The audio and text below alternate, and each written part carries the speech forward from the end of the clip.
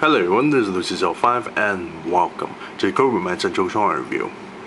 And today I'll be looking at the 2012 release by Hasbro of the G.I. Joe celebrating the 30th anniversary action figure review. And today's action figure review will be looking at the Dreadnok's Battle Set 7 pack, and we'll be focusing our final review on Burnout. Now I got this straight from Big Bad Toy Store. As you can see here, there's the sticker label there stating limited edition bigbadtoystore.com exclusive for $49.90, which is actually not bad of price considering that you're getting 7 figures for this set.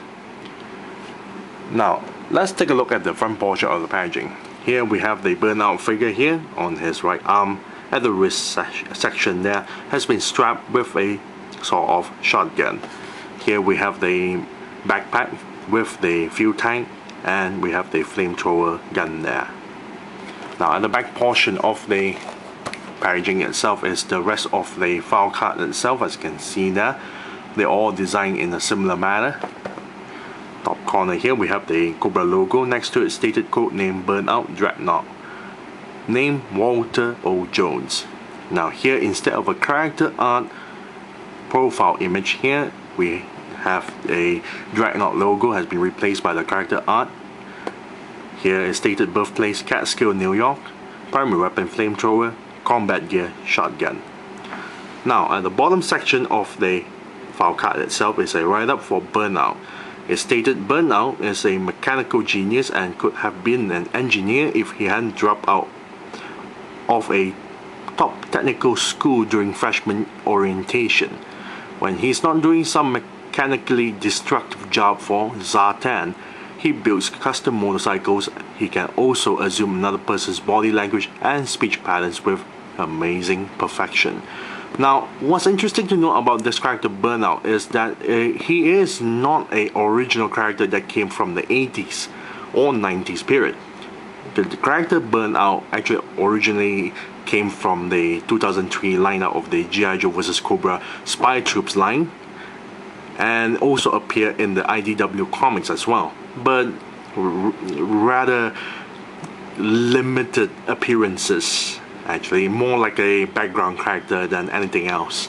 So I was quite surprised that Hasbro decided to, well, release this character as part of the Dreadnok 7 pack there, considering that this character is not really as notable as considering on the rest of the characters like Naugahyde, Rogue Pig, Zanya. We all know Zanya being, well, Zartan's daughter, and she made a lot of appearance in the IDW comics.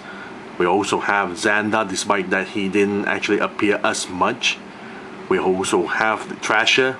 Who could forget Thrasher, or aka Thunder, the one who creates the Thunder Machine. We even have the Pirate Zanzibar as well, who actually made quite a number of appearances in the mid-80s or late 80s for the Marvel's G.I. Joe comics. So for a character Burnout, this is, well, interesting to say the least. Now, without further ado, let's open up the packaging so we can molest the figure. Be right back. And we're back after removing the figure and the rest of the stuff out from the packaging. Now let's take a look at Burnout's accessories, starting off with the base stand. Now it comes with a nicer base stand here that's based on the 25th anniversary style. Got a nicer Cobra logo on the top with 2 pegs for the figure to stand on. Nameplate there stated Burnout. At the back bottom section of the base stand itself stated at 2007 Hasbro made in China. Now Burnout here don't come a lot of accessories. Technically it comes with 2, because if you want to count it that way, the flamethrower gun and the backpack is actually one single piece, because you have to connect the flamethrower gun to the backpack. So yes, it only comes with 2 accessories, which is rather disappointing compared to the other figures. Now Burnout here does come with a sort of shotgun, as you can see here, made of a black plastic material color, and it is painted at the back portion of the handle and from this section here where it reloads the shotgun itself, the pump action section here, also painted in brown. Now the mode here is something that I don't really recognize, because I don't actually see this mode in the 25th anniversary line, Rise of Cobra, Pursuit of Cobra, or even the previous 30th anniversary line itself. But it does seem familiar. Now you got a nice trigger at the bottom section here with a finger guard at the back portion as well. There's a handle here. You have a small little cartridge, or somewhat. You got the pump action going on, and a small little ring at the bottom section of the pump action. I'm not too sure if you can see it, but it's not really a ring, but well, they try to make it as a ring. On the other side, the mold is a little bit different, as you can see here. This section of the mold here, you get to see this is where the shotgun shells, well, are inserted. Very nice. The figure can hold it, well, better on the left hand rather than on the right hand itself. And there is no way for you to store the shotgun onto his body. He has to hold it onto his hand, which is a little bit disappointing there. Next we have the flamethrower gun, made of a black plastic material color, and the mold here is exactly the same mold that released in the 25th anniversary line of the Dreadnok torch.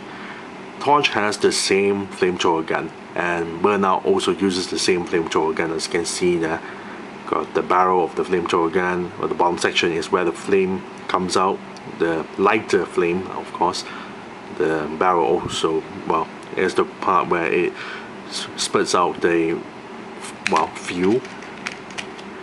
We have the handle and the stock at the back, and this entire tubing here is a solid piece, as you can see, not made of a, well, soft plastic material. It's quite, well, solid piece, as you can see here, so it's quite difficult to have the figure pose around with the flamethrower gun, because the moment you have this attached to the backpack itself, it makes the posing part quite awkward. Then we have the backpack here, made of a black plastic material color, and the fuel tank here is made of a silver plastic material color. And the entire mold here is exactly the same as the 25th anniversary of, well, again, the Dreadnok torch. Same details with the gas tank and the meters and everything, even the long peg at the back there. Here is the smaller peg hole where you attach the flamethrower guns while tubing into this section here.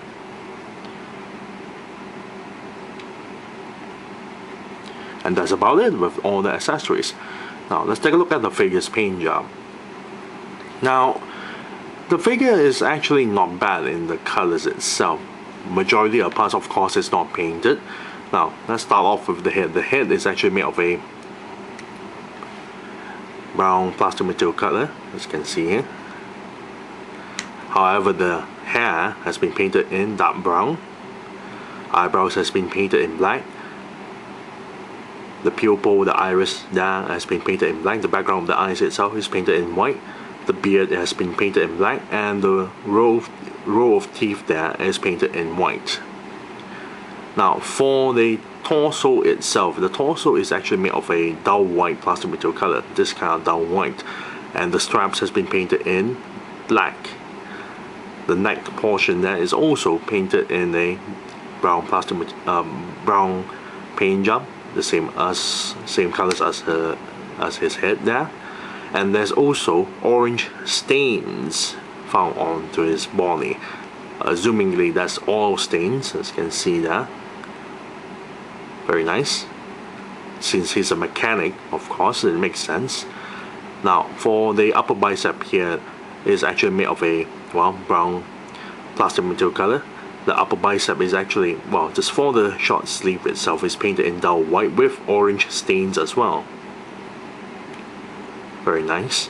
However, on the other side here, we have a half painted tattoo. It would be nice that we actually be, well, shown with a full tattoo there rather than a half tattoo. The design seems quite interesting because it looks like it's some sort of a flaming eye or something. Very nice. A half flaming eye. Now for the lower arms itself, here on this section, this entire lower arms here is made of a brown plastic material color. So this entire forearms here is painted in dark gray. And for the hands itself is made of a black plastic material color, but the fingers is painted in brown. Now for the waist itself, The waist is also made with the same plastic material color as the torso, dull white. The straps has been painted in black. The stains has been painted in orange, and the crotch area has been painted in dark gray. For the thighs itself is made of a dark gray plastic material color, but the side armor here has been painted in silver. Kneecaps is not painted at all, made of a silver plastic material color. Now for the legs itself, for the lower legs, just below the knee has been painted in dark gray. The entire lower legs here is made of a black plastic material color. And for the feet itself, is made of a black plastic material color, but the tip of the boots itself is painted in silver. Bottom section of the boots has no paint job at all. And that's about it with the paint job. Now, for once, I actually don't mind with the paint job for this Dreadnok figure because it's actually quite nicely done. You have the orange stains all over his shirt, indicating that, well, he's a messy fella and he works around with machines with oil dripping onto his body and all that stuff. It's actually not bad. Now for the figure's mold, majority of the parts there are nothing new. The only thing new is the head mold. Let's take a close look on the head mold itself. The head mold itself, the facial expression, he does give this snarl looking expression. It's like he's trying to be menacing. It's actually not bad. The details of his face is quite nicely done. Reminds me of some sort of actor, but I just can't pop into my mind. We have the dreadlocks there, and he actually tied up his dreadlocks in a bundle at the back there. It's bad enough that it's quite difficult to tie a dreadlock. You have to tie it in a bundle at the back as well. It's quite interesting, well, fellow here. As you can see, the bundle at the back of the dreadlocks here, some of them are short, some of them are long. Very nicely done. I like the facial sculpt there. The side of the ear has been shown as well. He also seemed to have some sort of ear piercing. Very interesting. I really like the details of the face. The face is very nice. Shows you that, well, he's a tough looking person. But at the same time, of course, if you compare to the other characters, well, the other characters are way more tougher looking compared to him, of course. But still, not bad. I really like the facial expression. The rest of the body itself is nothing new. The rest of the body actually came from the Pursuit of Cobra Jungle Assault Recondo. The entire body is made from Recondo, up to the point that the wrists there, strapped with the darts, even this figure actually has the same thing. As you can see, the same mold there. That's the wrist darts there. No changes at all. And up to the point that the neck joint here, the neck joint is molded in such a way that when you have burnout, looking slightly down rather than looking straight forward, you can try to move it up, but you end up popping off the entire head, or he'll look a little bit ridiculous having such a long neck. So yes, I'm not too sure why they insist of using Rekondo's body with such a neck joint itself. As you can see there, it's not even straight at all, causing the figure to look down most of the time. You can move it up slightly a little bit so he can slightly look forward, as long as you don't look at the side of the figure, because he looks really weird with the long neck. Now let's take a look at the figure's articulation. Now with the figure's articulation, the head can actually rotate or swivel 360 degrees, go side to side as well, and up and down, even all the way down. He already looked down in his normal stance here. He can look even way more downwards. Not too sure why they do that. Torso here can turn 360 degrees and go back, forward a little bit, and side to side. Shoulder joints here can turn 360 degrees and lift the arms this high. Elbow joints here can bend this far, back, and turn 360 degrees. Now this is a Recondo figure, so it doesn't have the additional wrist joints. It only swivel 260 degrees, which is a little bit disappointing. Now hip joints here can move forward, back a little bit, and to the sides. And double jointed knees that bends only this far, an ankle joint here that pivots downwards, upwards, and turn 360 degrees. Now let's fully equip Burnout with all the accessories, which is not a lot actually. Placing the backpack like so. Have him equip the flamethrower gun first. I always find it easier for him to hold the flamethrower gun on the left hand, just like the original figure for Torch, because due to the awkward tubing there, that causes really awkward posing. Have the tubing attached to the mag. As you can see, because of the tubing itself is so hard, so solid, having the figure hold it onto the weapon is quite difficult. And having him hold the shotgun itself is a bit loose, but still alright. Placing the figure onto the base stand.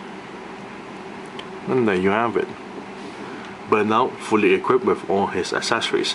Now the figure is alright. It's nothing too spectacular. Though I really like the head sculpt, I just don't like the choice they gave Burnout with the, well, using the Recondo body. Well, the rest of the body parts is okay, it's just the neck joint that's, well, kind of look weird. And furthermore, why can't they just give him a new accessory rather than reuse the flamethrower? I mean, I really don't like this flamethrower because it's so awkward to pose the figure using this flamethrower due to the solid tubing there. But otherwise the figure is not really that, well, impressive. As you can see, the right hand barely able to hold it properly on the shotgun itself the moment you nudge it. So if I'm gonna give a rating out of this, I'm gonna give it a, well, a 6 out of 10. Yes, 6 out of 10 for Burnout. And I thank you all for watching. This is Lucy05 and I'm signing off.